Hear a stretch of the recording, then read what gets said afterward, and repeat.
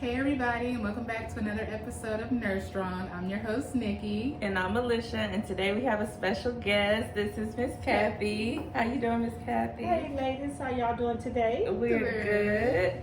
All right, so today we're going to do a book review of a book that all three of us read that we loved, that gave us so much to think about and talk about. It was called Perfect Peace by Daniel Black.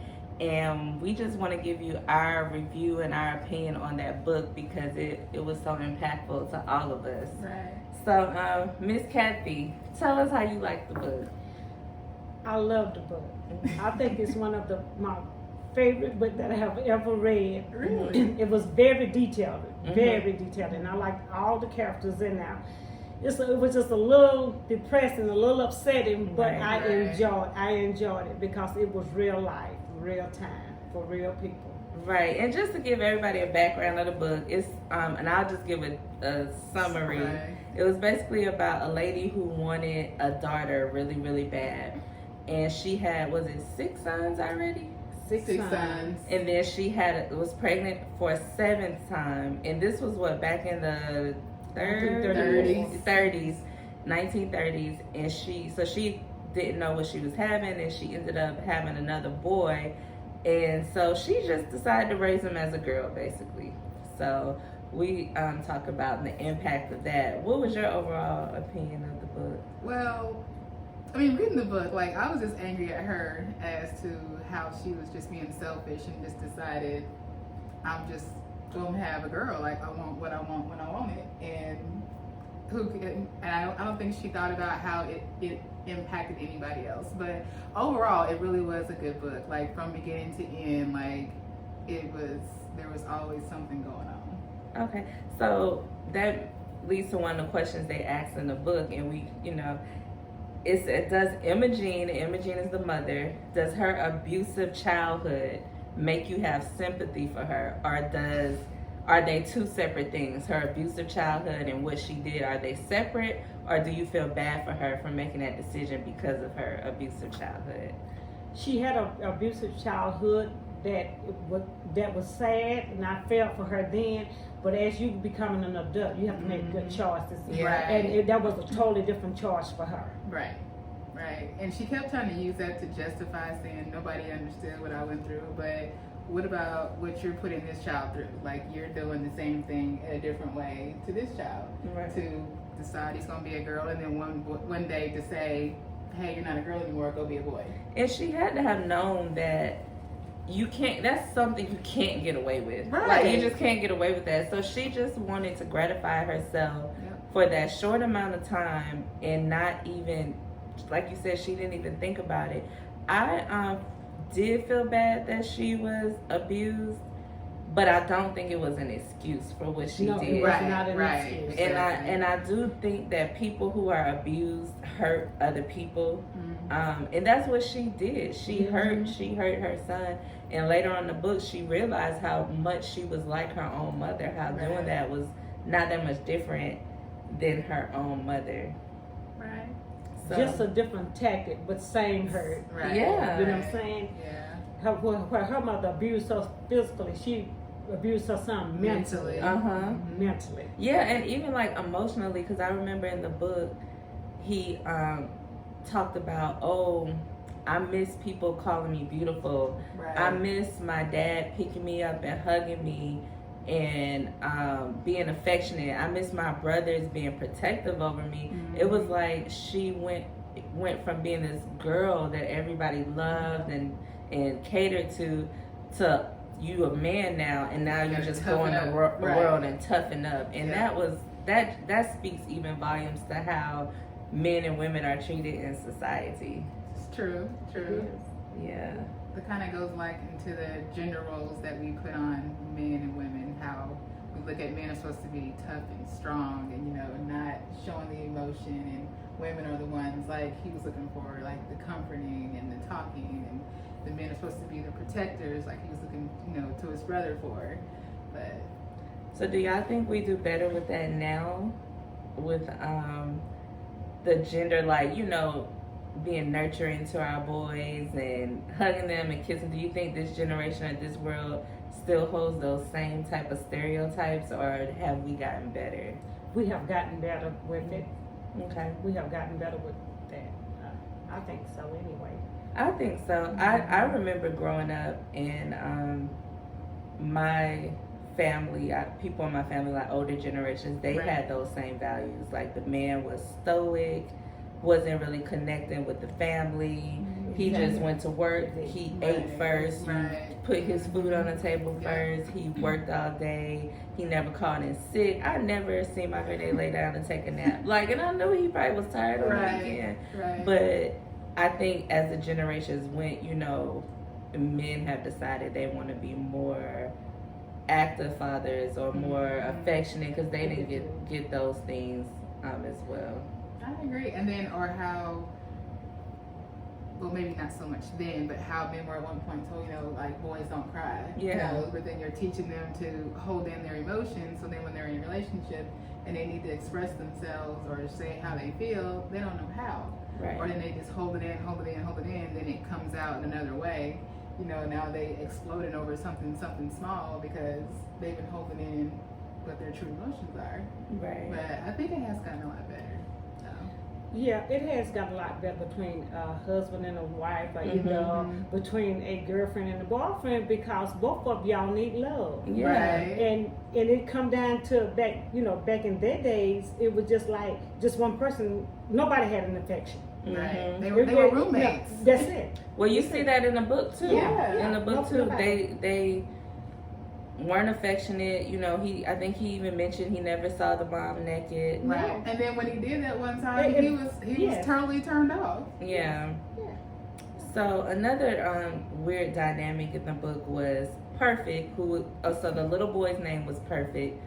The little boy who was raised as a girl, his name was Perfect, later turned into Paul. Right. But as a little girl, he had friends, little girl friends, and he had this friend named Eva May. Yeah. And they were like best friends, and you know, him and Eva May was exposed to a lot in her life that she shouldn't have been exposed to. Like, I think she may have witnessed her parents have sex, and she witnessed her dad beat her mom.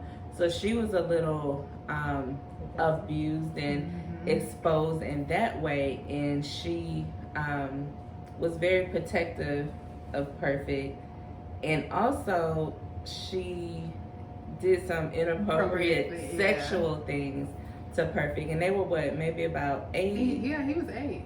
Yeah, 8 years old. So one of the questions were, with Eva May being so protective over Perfect, why don't you guys think that he considered her a romantic interest when he was later a boy? Why don't you think he ever liked Eva May like that? What do you think of that? He didn't see her that way. He seen her as a friend, nothing more, nothing less. He seen her as friend. So he did, but as they grew on up and everything, Eva May actually liked him as a boyfriend, but he did not see her in that aspect, in any way at all. So I think because she contributed to the abuse, like in her own way, like when she was underneath the house with him doing the inappropriate things, like even though she was a kid too, but she knew a lot. And she knew he was different. Right. And she kind of, I don't want to say, well, I guess I will say, kind of took advantage of it.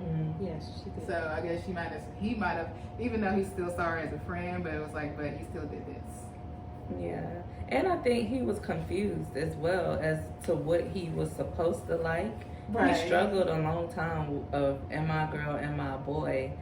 And then, like you said, even though she was a child too, and she didn't think of it as like, oh, I'm gonna abuse him, but that added to his confusion. Like, okay, I'm a girl. She was a girl at the time, and this other girl is kissing on me and rubbing on me. And then when the girl finds out I'm a boy, she still wanting to do, and they're young. So I just think it was just confusing relationship between those two. So, what do y'all think about the Jordan River? So I took that as like almost like a spiritual thing, kind of like where Spiritual they cleansing. went to like cleanse themselves. Mhm. Like that's what I took it as. Yes, me too. I take it as a cleansing because you can go there and you can cry out and you can talk to what your maker like that. So I thought it was a cleansing for the father, and also his son got attached to it as well. So Yeah, water is very powerful. Right. Like, I ain't gonna lie, I knew somebody was gonna jump in that water. Really? Like, I did. Like, I the did. whole time. I didn't see that coming. I did, I because, didn't see it. you know why? Because they explained, they, like, said the river was, like, I looked at it as cleansing, too. Like, he went, but it also was, like, a whole power itself. It was, like, powerful and strong, and they kept talking about the currents were pulling and strong. And I think people went there to release, but I knew that somebody, I didn't know if it was going to be perfect or the mama, but I knew somebody was going to purge themselves. Like, I felt that when I was reading the book. Good instinct. Yeah, I didn't see that coming at all. I didn't see that coming. I didn't either. So, okay, so we know that Emma Jean, who is the mom, she had the baby, and she had the baby, and she didn't deliver it by herself. So somebody else knew that secret. So she lied to the dad, the brothers, everybody that this was a girl. So that's okay, all right. I'm the only one that's going to change the baby. I'm the only one, that's okay to pass it. But what about the lady, the midwife, who delivered the baby, Henrietta? And so she had a secret of her own. And the secret was she had stolen somebody's baby. Her sister died in childbirth, and she didn't like the husband, so she acted like the baby and the sister died and took the baby. Do y'all think that sin or indiscretion was just as bad as what Imogen did? It was just as bad. Yeah, because just as bad, because she still both of them got intentions. hurt. Both of them got hurt out of this situation. I have mixed feelings. Like, I think Henrietta was definitely wrong. She stole somebody's baby. She kept that baby from knowing her real father, which it was awful. But, and then, the father later on died, because I was going to say the baby could go back and reestablish a relationship, but the baby was still, I just feel like that baby can moved past that more than a boy in America, a black man in America being raised as a girl and having the thought process and the mannerism, and he got beat when he was being effeminate. He was trying so hard to just be something that he wasn't, and I don't know. I don't want to. It's both. So I guess I can see what you're saying. Like, wrong is wrong. It's like one is more wrong than the other one, because she mentally she destroyed him. Yeah, she destroyed him. Yeah, she destroyed him, physical, mentally, and spiritually. Yes, she confused him altogether. So, where do you go from there? What do you do? What do you do? And they're both wrong. I'm not saying Henrietta wasn't wrong. I'm just saying that daughter could maybe be upset with her mom. She can even try to understand, like, oh, my dad didn't want me, and both of them were selfish. But I'm like, oh, you made this boy don't have no friends. He got attacked in the woods and raped, and so there was a real life thing that happened like this. So that case where the little baby, it was a botched circumcision, and the doctor made a mistake and cut off his penis, and so the doctor just suggested to the family to raise the little boy as a girl. So this made me come up with a question, like, do y'all think gender is, and I know this is a heavy topic, so right now, so we don't even have to go that deep into it, but is gender like decided on purely nature, like science, or does environment have something to do with how you identify as a woman or how you identify as a man? You're right. You got a hard question now. Because it's like, you think about toys, like, if somebody didn't tell you, girls play with dolls, boys play with trucks. Which one would you? Yeah, like what? Then how does that? Society in a little bit shapes what role a boy and a girl is supposed to be. And when you think about it, sometimes, like, let's say a man, some people have one idea of a man, but a man who's not, let's say one person's idea of a man is macho and strong and protective, and he can fix things, and he is a worker and a provider. But then you have another man who stays at home with his kids, he cooks, and he maybe doesn't work out. Is he not a man? No, that don't define him. Right. No, it doesn't. No. So. No, because you can be a stay-at-home dad and you can do the things just like a woman. But I don't want you acting so feminine that I can't tell the difference between me and you.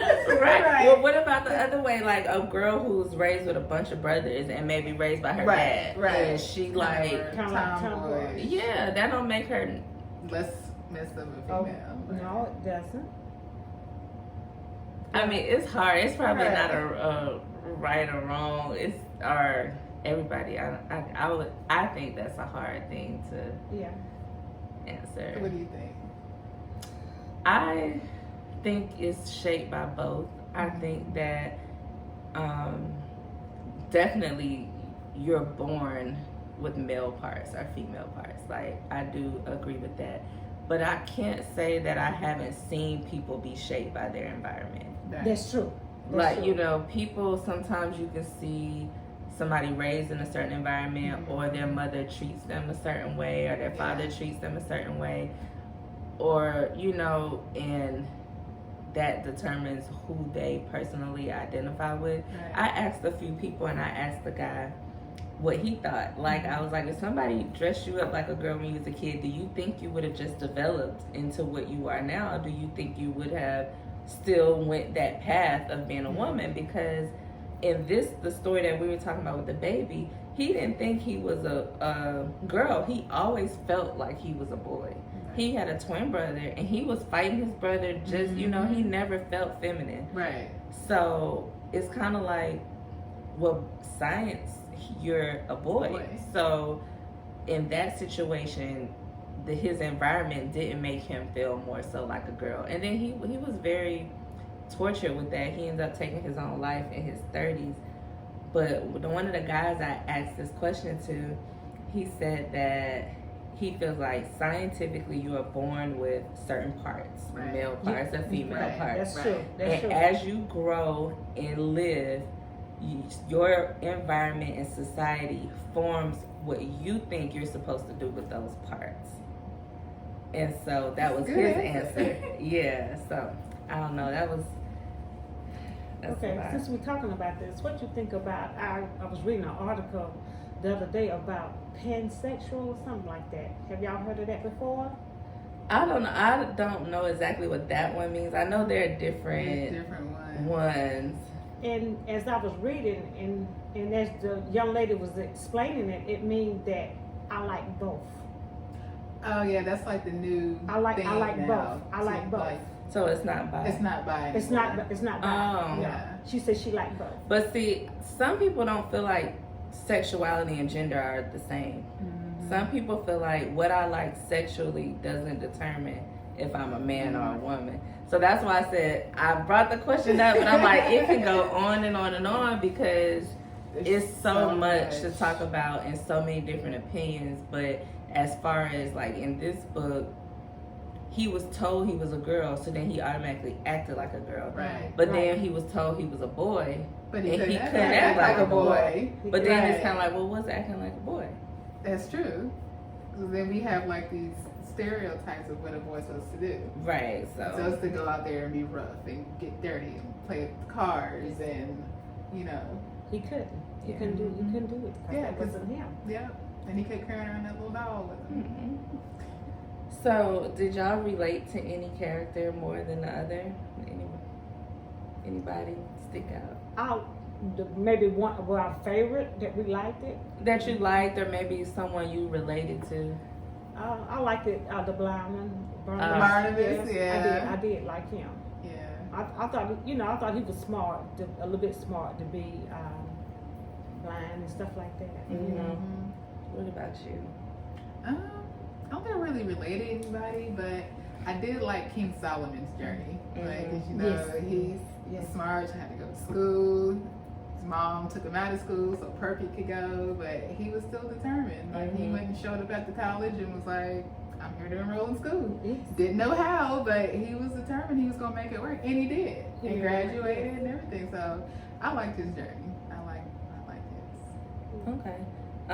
I personally put down King Solomon too, who I could relate. I could relate to King Solomon. Yeah. Like I relate to being in an environment where you're different and you've come from a family who is this way and you want to be like this. Right. And it's a struggle. It is a struggle growing up and you're different, and you're not different in a bad way. You're like, I'm just trying to get out. I just want more. And it seems like even people in that family are holding you back. Yeah. And so I could, understand his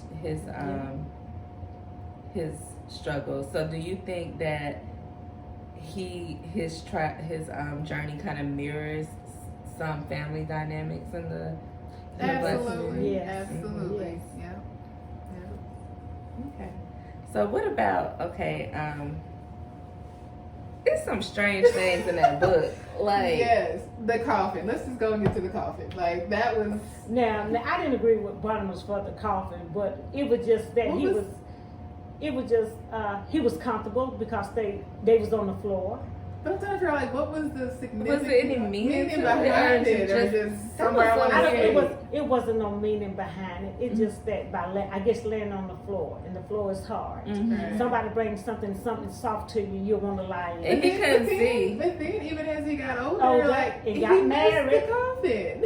Yeah, he referred back to coffin where it was comfortable. Right. It was comfortable there. in the coffin, I guess it's dark and he lives in the dark. I I guess don't he know. really doesn't know that he's in the dark. I guess, because he can't see. So That was weird to me. And what's up with the brothers marrying the one? Like, I just was reading them. Like, what does this mean? Have you heard of that? One person marrying two brothers? Okay, I got her point. I guess she got one who was being the traditional role of the man, will be the provider and go to work. And then she got the one he's sitting there and he's talking with her and, you know, And sharing and getting that emotional connection. Yes. And So was she living like Right. every woman's dream or something? Do you need it? Do you need two men? But she had two men for different reasons, though. Right, but everybody, I'm jealous. No, but she said one was to hear her and the one was fleshly. Right, so does that mean one man can't fulfill both of those things? That's One pretty man much can. what she said. Yeah. In her instance. Yeah, he could. I don't know why he got weak. He was the strongest one. But I think that's why he could, because he was the strong manly one, and that's what he saw. But when he his got dad. by, he became a weakling. There's so much. There's so many symbols and meanings and stuff in the book. It like things that, because I was like, what in the world did that mean? It was, I guess, you know, in life we all need somebody to talk to, Mm-hmm. and it can come from anybody. A child can come to your house every day and just enjoy your company. Yeah. And what you're gonna do? You're gonna sit there and you're gonna talk with, you're gonna nurture it, whatever. Y'all gonna have the best conversation. You're gonna give it advice, and they're gonna tell you what it thinks, stuff like this. Right. Well, that brother, remember, he had a special need. Yeah. Right. He had a special need, so I didn't consider him as her husband. I consider her as a person that I can talk to. I can share things with, even though he didn't understand a lot, but he had a lot of love, because that's all he had to give was love. So what about whenever they gave him one of their children? That was strange to me. That was strange. So do you think that was their child, or you think that they just took it like one of their kids and said, here, this is yours? I think they gave one of the childs to him so he can have somebody. because that child he loved that child, He that did. child loved him. He did. I don't think that it was weird that he brought the brother along. I I don't thought it was either. weird No. that they walked down the aisle. With the Yeah, same the clothing, wedding. Yes. with the same clothing on. Yes. Yeah, like that That's was where it weird. went weird. Yeah, that's Yeah. when it went weird. Yes, yes. Okay, so the final thing I want to bring up is because that's one thing about this book, and maybe I just overthink. I was trying to figure out like, what does this mean? So when he at the end, and I didn't necessarily like the way the book ended, I didn't either. I but did not either. what I did like is how it appeared that Perfect finally got his piece, and he threw the baby doll in the fire. rubbish in the fire, and then he went to go look for Henrietta when he was decided he was gonna make clothes. So I do like that it seemed like he finally got a little peace and was accepting himself. Do y'all think it was any symbolization with him throwing away that baby doll? Yes, Yeah. yes. I think that was him, like as you said, like finding himself and closing the chapter on that part of his life. Like, Right. okay, like I know who I am now. I wish he would have left the little town. 'Cause I still Yeah. don't think he'll get a fair shake there, but I think that's what the symbolism was. Yeah. That's imagination. I felt like he left that time. Just When he went to yeah, look for when he went to Henrietta. look for Yeah. Henrietta to help him with the clothing, I felt Right. like he became prosperous and he was able Right, to we'll move on. do fashion, and I think Well, he yeah, moved on. because they mentioned that he was his people was on the runway in New York. Oh, Remember that's they right. mentioned Yes, that? yes. Okay, So- okay. So I felt like he got out of that. I wish I could have seen more of his life afterwards. Yes, That's what I wish. yes. I wish some of the other people, I don't think I really cared to know about their whole story, but I really wish. But I like how they finally let him close that chapter in the book and Yeah. he moved on. Yeah. Yes. So I picture that, even though, I think he moved on. Yeah. Mhm. I think I agree too with Yeah. that part with them Yeah. saying he was in New York Yeah. with the fashion show. So I think he moved on. But we didn't mention Woody. We never did rank. Woody was one of the ones that as he was growing up, he was more funny. He could Oh, be the preacher. Yeah. He became a minister. Mhm. Yeah. See, I just wish they took all that energy and put it in the piece. Like, I was like, okay, Woody, fine, you became a preacher. I think they just gave him too much time in the book. Even Mr. Like, I knew he was gay, but I still didn't see. You didn't know that at first, though. Yeah, it just That came popped out of out left of field, nowhere. Yeah, though. that came out of nowhere. Yeah. They could have took that portion and dedicated it. I think they should have made towards the end more of it about Perfect. I do too. Yeah. That Yeah. too. I agree. I do Okay. too. I agree with that. Okay, so in conclusion, would you recommend the book? Absolutely. Would you recommend? I would. recommend the book too. It's fun, easy to read, and it gets your wheels turning, and gets you thinking. So I would definitely recommend. All right. Well, thanks, Miss Kathy, for joining us. Oh, All I Our first enjoyed guest. it. I enjoyed it. right, guys. Until next time. Thank you. Bye. Bye.